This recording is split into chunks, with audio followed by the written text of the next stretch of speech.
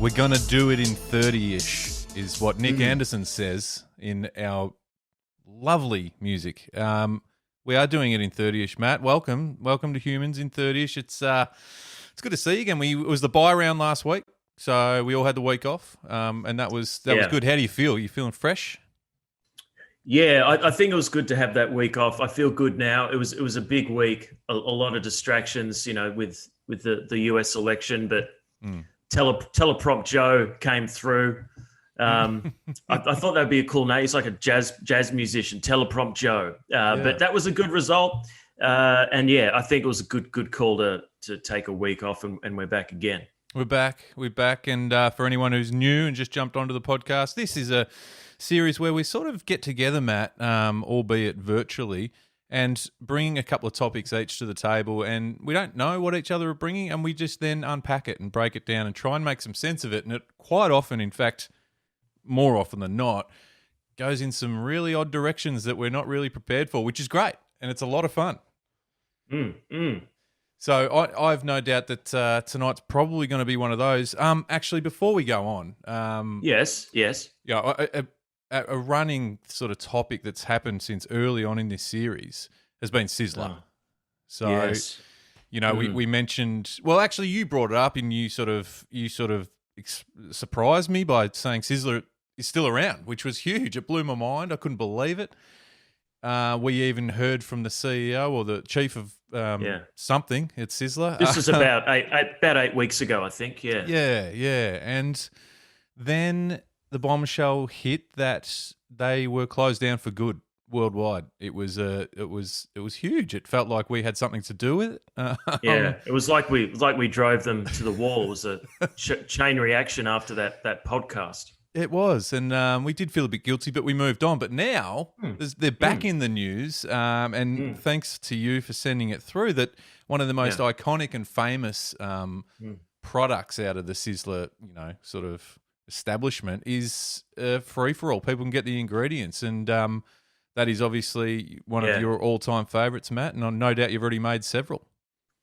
Well, I'm actually going to make it on the weekend. I need to get some pecorino, but I was actually trying to get my head around that. They must have succumbed to a lot of public pressure. I mean, that's like Snowden or the Hillary emails, like releasing that recipe, the like the WikiLeaks. That's a big thing. I don't know. They must have had pressure from global pressure to release that recipe, because what do they get out of that? Yeah, unless it was just a complete, throw your hands in the air and we're done for good. Let's just put this out there, and maybe someone will pick it up and enjoy it. There's one last hurrah, maybe. I think it's a brave move. I think is it a Hail Mary that the demand for that may spawn into something else? I'm not sure. But the pecorino is, I could definitely see how that is that secret ingredient. So you're going to give it a go? We're talking about cheese toast. We're talking about the cheese toast, and you bet your ass I'm going to give it a go. All right. Well, let's. I think we'll put it out there right now that when you do give it a go, we'll share your results on the Humans Podcast Instagram page. I think that'd be good. Yeah, give absolutely. Back to the people. I mean, I love that. I feel like that's step 3 in the whole Sizzler sort of thing that we've spoken about. Is there going to be a step 4? Are you about to open a chain yourself? I don't know. I'm just saying. It just feels like there's something else brewing, and I don't know what it is. Yeah, I'm sure there will be another step, because there was so many options at Sizzler. I'm sure there'll be more chapters to this story, this tragic story. That anyway, I think is it my turn to go first? It is, and please take it away, and let's hear what you've got, my friend. Yeah. Telemarketers. Now, I found for many years before the mobile phones, telemarketers really had the upper hand. You didn't know who was calling, whether it be at home or at your office, and you'd pick it up and boom, you get the telemarketers already into their spiel. And then with mobile phones, I think they did have the upper hand for a long time, because early on, they could call from private numbers and you'd pick up and you'd just be pissed off that they had your number. But I have actually, and this is more a life hack to our listeners out there. Good. I have, through evolution, adapted to the telemarketer. And firstly, you must concur, the telemarketers these days are absolutely relentless. Like, do you get, how many calls would you get on your mobile a week?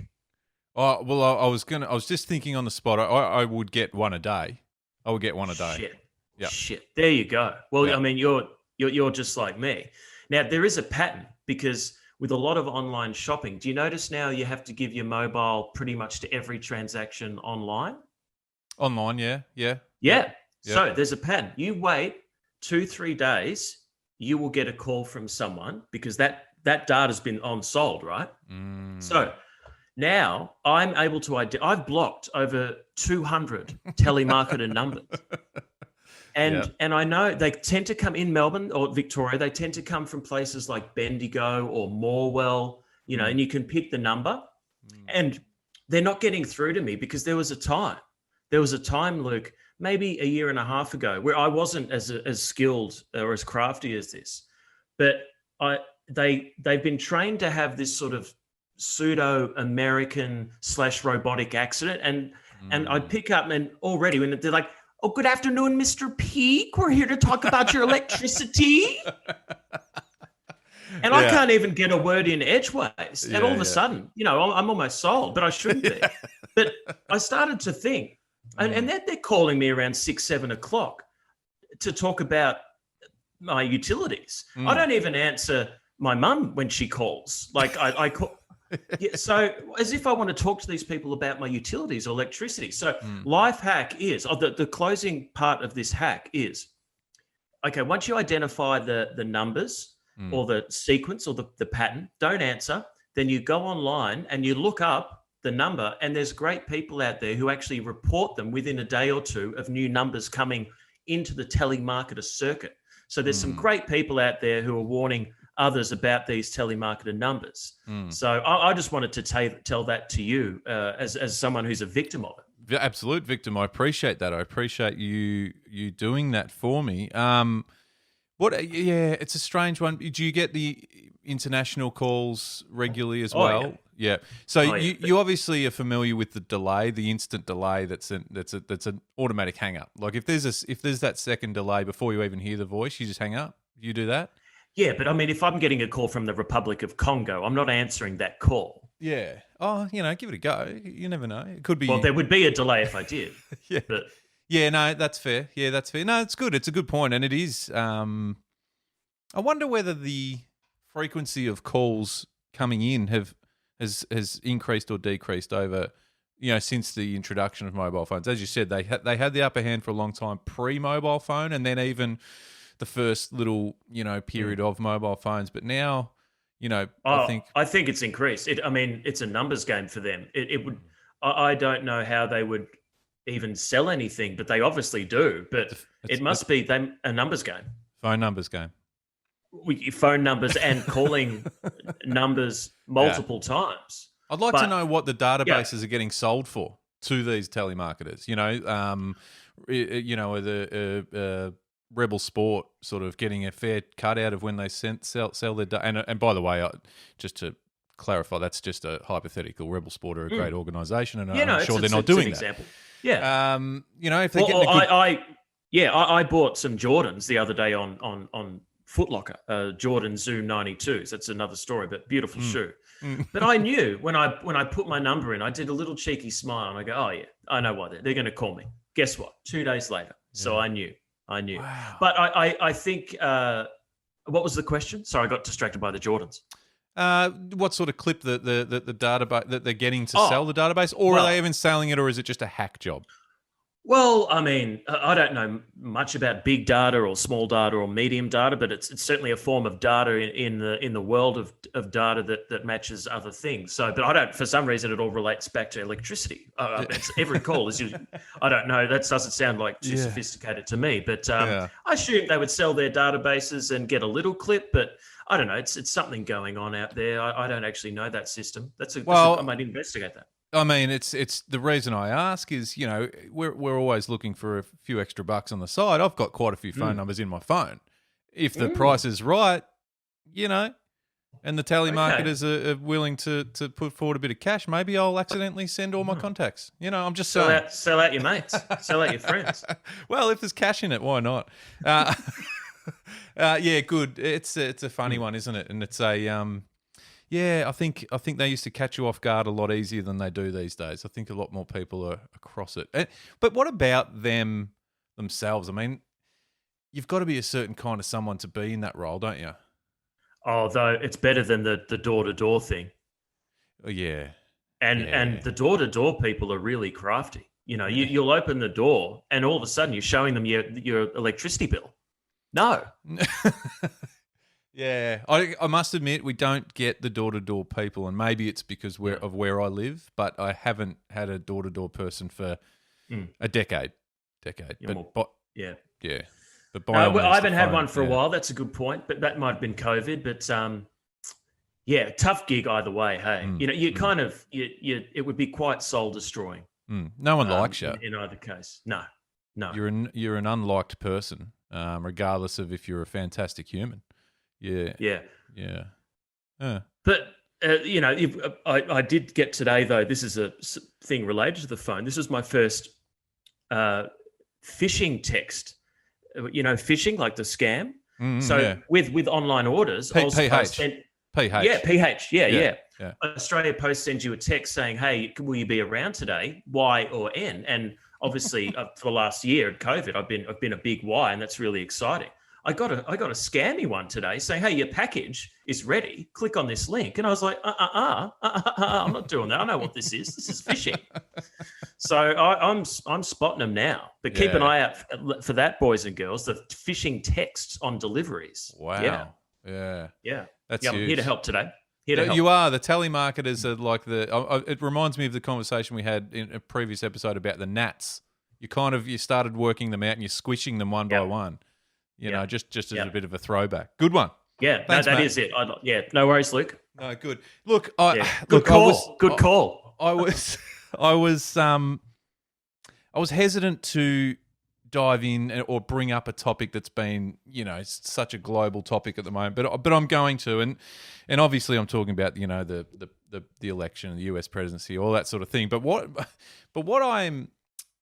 my main point of my topic tonight isn't about everything, the goings on, but what it is I was, while watching several things and looking at these two candidates that were going to be the next president of the United States, I kind of sat back at one point and went, is this it? Out of 300 whatever million people in the States, is this the best they've got? And I don't even mean from a, like we all know, Trump is a bit of a psychopath and old mate, but like even just who's representing your country, and it doesn't even just sort of apply to the US. It's Australia. There's lots of countries, lots of nations around the world that kind of go, do we want them the physical face of our country? And I'm thinking that, maybe at some point someone needs to go, look, our leader's fantastic, but he's he's not great in front of the camera. He doesn't inspire people. Australian leaders are renowned to be a bit nerdy or a bit, they're not the most sort of inspiring people to listen to or look at. I'm wondering whether there could be a situation soon where there could be a stand-in who is the face of your country, or kind of like what happens when you've got a brand that you really want to promote. If I own the brand and it's something that's really powerful and special, I'm probably better off getting someone else to promote it and be the face of that brand that is recognized. And people around the world, when they think of my brand, they think of this person. Maybe when people think of the United States of America or Australia, they need a person that reflects what they stand for, as opposed to a old white guy that's kind of, can't really string two words together and doesn't look great. I know it's not all about looks, but we're talking about the leader of a nation. And I just wanted to put it out there and gauge your thoughts on that. Yeah, there's a few things in there, Luke, to sort of digest and break down. I think what you're saying with an ambassador role, let's say you did a casting call and said, okay, well, what's going to be a representative that can, be presidential and look relatively composed and sane and pragmatic and healthy, but it's still a powerful position. So I think what happens if you bring someone in as like a 1 year, 2 year term just to fulfill that role, what sort of powers would they have as opposed to that commander in chief, which is kind of, that's a tricky systematic one. I like the thinking, but I think the problem with, say, the Joe Biden thing is that there was an assumption that, okay, this safe conservative guy is going to be the best thing for especially older white Americans that they were trying to pinch votes for off Trump for, is going to be the best. So it's just an assumption. But going back to a more realistic scenario that we would be involved in rather than this sort of selection is, it reminds me of, like, when you have a party or you're going to go out with the boys and you got the main players that are just, you got to have them at the party. And there's 5 or 6 that are just like guns. But then there's a couple that if the other guys didn't show up and you're stuck with them, that party is ruined. Not happening. Yeah. It doesn't peak, doesn't reach its pinnacle, not even close. No. And they're bad drunks. Yeah. They're really bad drunks. First sip. Yeah. You're not going to meet girls. You're probably going to get in a fight. And, you're not going to get abused. You're not going to get into any of the good venues, So, yeah, no, totally. And there's going to be a lot of weird conversations. Awkwardness. And there's going to be a point where you just want to go home early. So, look, I don't think we're, I know it sounds a bit extreme, and I get that it's still, the buck stops with said person, so it can't just be a great looking fellow. And we've spoken about Leo quite a bit on the show, and I just think maybe, he could be a great face for the US. I don't know. He's got some, but I get it. But, they're also, I wonder when it's going to be the point where they've got to be the whole package. This could be the jokes that were made out of this election and the whole run, and the way it was televised and stuff. I wouldn't be surprised if it became, a reality competition, TV competition, the American Idol, American. Well, it president. already is, Luke. That's what it is. This is the problem. But where there are judges, and you wonder whether some of these people like Trump or Biden would even make it through the elimination rounds. I'm not sure that they would. I like the Eurovision concept because if you think about Europe, there's some really young, spunky, European leaders out there. Yeah, but it's a shit show there, and America itself has been like the drunk friend for over a year now. It seems you love them when they're sober and they've got a lot to offer, but when they have a few, they just and they'll come and help. They'll come and help if you're having car troubles, but you don't want to go out with them. Putin, he's wild on the piss. Yeah. Yeah. Oh no, that's another story. That's a dark night. That's not even alcohol. That's a no. Yeah. But that's a bad trip right there. Yeah, that's some bad acid. But anyway, good. Yeah. Well, look, it was. It had to be brought up in a way as it was such a monumental time. But I'm glad it's over. Put it that way. Yep. Yep. Now, I guess I'm probably going to dial it back a little bit. Okay. From presidents to milk bars. I wanted to talk about milk bars.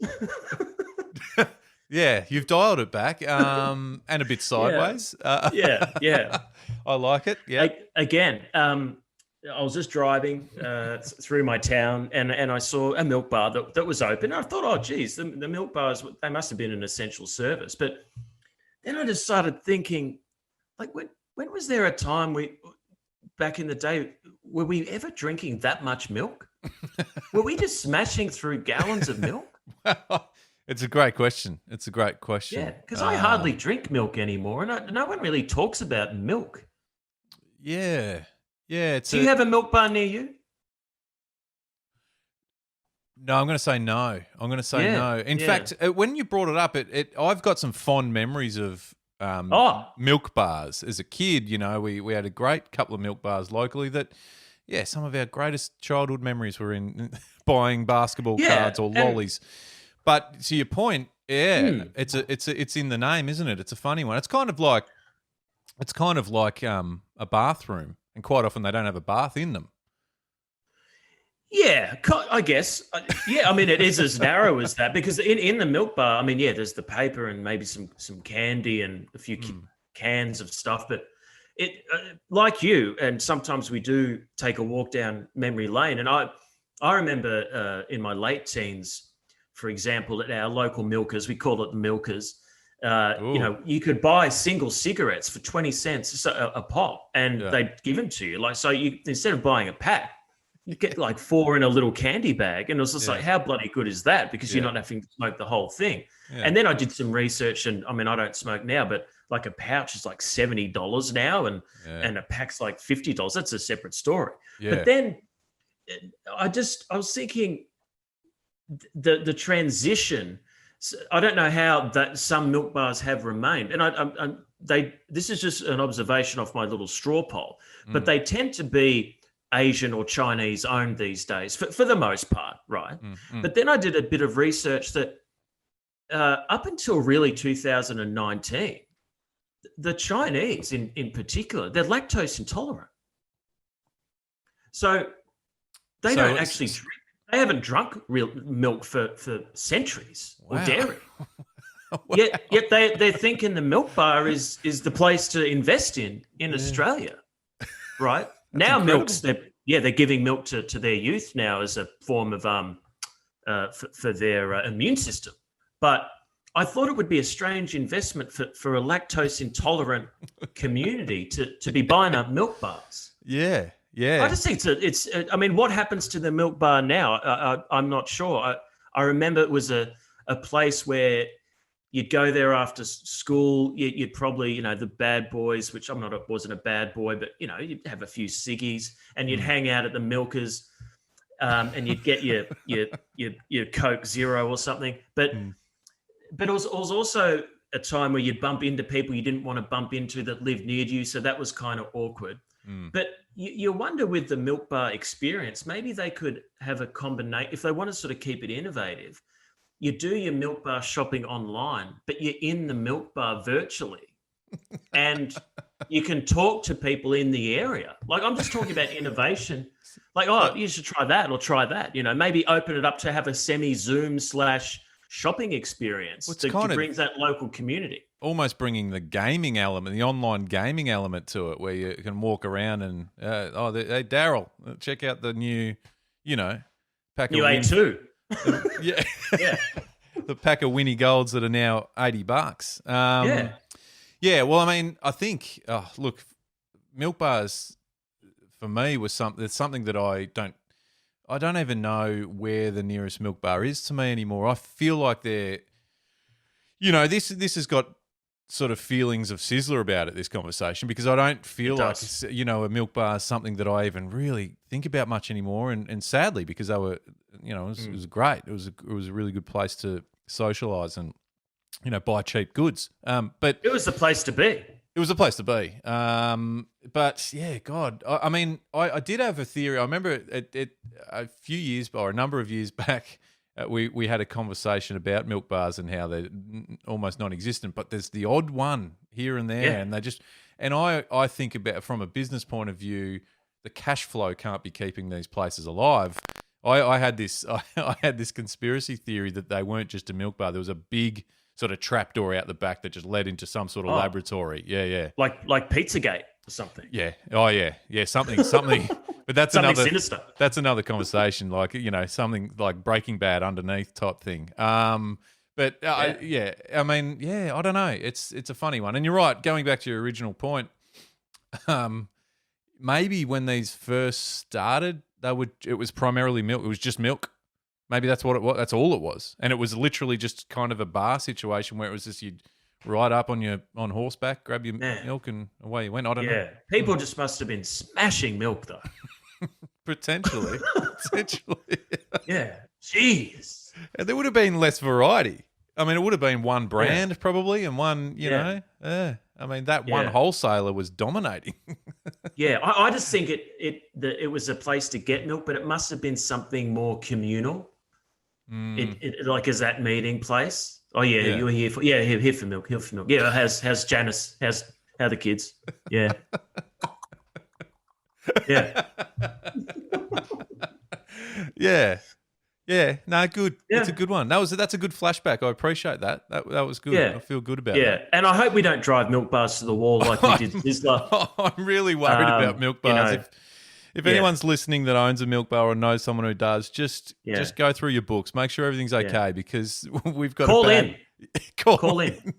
Call in. The lines are open. But we've got a bad habit of ending businesses. Basically, when I say bad habit, it's happened once, but whatever. All right, good. Well, 100%. Mm, look. Funnily enough, mm. my last topic is kind of look. It's an item that can be bought at a milk bar. I'm assuming it still can. It certainly did back in the day, and it's pretty straightforward. It's bread, right? Bread. Yeah. Simple. Okay. Good segue. Simple sliced bread that you can buy Yeah. from your supermarket or milk bar, perhaps. But Bakery. bakery. Something that's kind of weird, and it's not until you start thinking about it then you sort of makes you sit back. And I think people will be on my side here. You've got two options when you go and get a loaf of bread, whether you're getting it from a bakery or off a shelf, and you want it sliced. Hmm. You've got two options: it's sandwich Hmm. slice or toast slice. Yep. The name suggests the purpose of the bread, but what I don't Yeah. get is it's the same bread, and Mm. there are only millimeters difference in those slices. What? Yeah. I just don't think we need to really doing this anymore. I don't. It's ridiculous. I feel like it's an absolute. Yeah. Why Yeah. can't we just let bread be bread?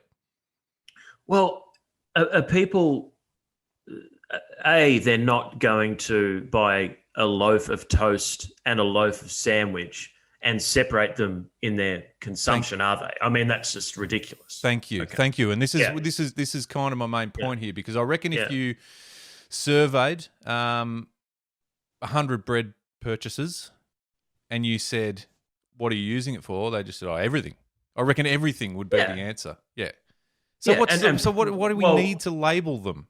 Well, And I agree with you on this, but point B would be that if I was to buy toast, I'm not going to automatically go, well, I'm not going to have sandwiches anymore. So No. it's fine. Yeah. It's okay, everyone. I'm only Yeah. having toast. Yeah. So relax. yeah, I think you couldn't imagine that they would expect people to double loaf at the supermarket. Surely not. Surely not. In fact, I'd be interested to know if anyone does for that, or if anyone, and maybe it's the gullible out there that take the calls of the telemarketers and give them the info they need, are the same sort of people that go, "Oh, I can't buy this for toast today, so I'll need to get, because it's sandwich sliced, so I'll need to get another loaf, which is specifically for the toaster." Toasters don't discriminate. They'll take any bread you put in there. In fact, they'll take anything you Yeah. put in there. I mean, one of our kids dropped Yeah. the lid of a Vegemite jar in there and it melted, and the toaster didn't discriminate. It burnt it. Whatever. I reckon. Oh, sorry, I'm it- angry about it. it- I'm worked up yeah. about this now. What brand is it? Because I think that the funny thing is, if it's like a Tip Top or Wonder White, you probably had some British or French wanker come in and go, well, in the bakery they offer the sandwich or the toast, so we should try and appeal to those sensibilities and offer them both. But if you're thinking really smart, you could create a loss leader and actually have the measurement of slice within the pack. So you could have your like half an inch or inch, because that thick cut is going to be perfect for a cheesy toast, isn't it? Yes. Right, thick that cut, 1 yep. incher. But yeah, I'm with you. I think it was a harebrained, stupid, pretentious idea trying to be a bakery. Well, you know what? I'd like to see Tip Top or one of these brands come out and bring out and label a loaf of sliced bread that is, they call it something like the universal loaf. you know, and kind of stick it to the other brands that are doing the U-Loaf. Yeah, the U-Loaf. Wow, there we go. U-Loaf, tip top. You know, if you're listening. Yeah, I think that already. I mean, there's enough varieties of bread for them to, you know, whether it be grains or ancient grains or activated ancient grains, or non-activated grains. But to bring the use into it as well as the health benefit or the non-health. Yeah, it's a market that needs a whole overhaul, and I'm with you. Yeah, don't tell me how to fucking slice my bread, basically. Yeah, or butter it. Or butter it, you know. I'll butter my own bread. Exactly. Exactly. Yeah. All right. That's good. Yeah, I'll calm down a bit. I mean, I was good worked up there, but yeah. Bread is an overwhelming. I was at Woolies the other day. It is an overwhelming experience, and I like to study the nutritional value. I spend hours at the supermarket. Not sort of positive, but I looked. I just thought, hold on, the white Tip Top has 4.5 health star rate. I don't know who's doing this health star ratings, by the way. It seems everything's a hard 4. I don't know what's going with this 5-star health star rate. But this was white bread that had a 4.5 star rating, and the wholemeal had a 4. And I always thought that the white bread was worse than wholemeal. But then I looked, and the white bread had less calories than the wholemeal. So I thought, wow, they're really putting effort in there, because white bread must still be a boomer. It must be. Oh, if they start changing the star rating depending on slice thickness, that's when I'll just give it away. Oh well, no, you know, I mean, you're right. I do love the products though that have like a 0.5 health star rating. Like that they're just the best. They're 0.5. Yeah, like some of the dips are just like 0.5. There might as well just be a label just saying, just don't. Or, or if you dare. All right, Matt, that's 30-ish, my friend. And I think we'll wrap things up there and go out with some of the finest music to ever hit podcast airways. We shout out to our good friend Nick Anderson, as always, and you guys. Thanks for listening, everyone, and I hope you've taken something out of this. And look, just think twice next time you're picking your loaf. That's what I'm saying. Yeah. Good night, listeners. Ready for the ear tingles.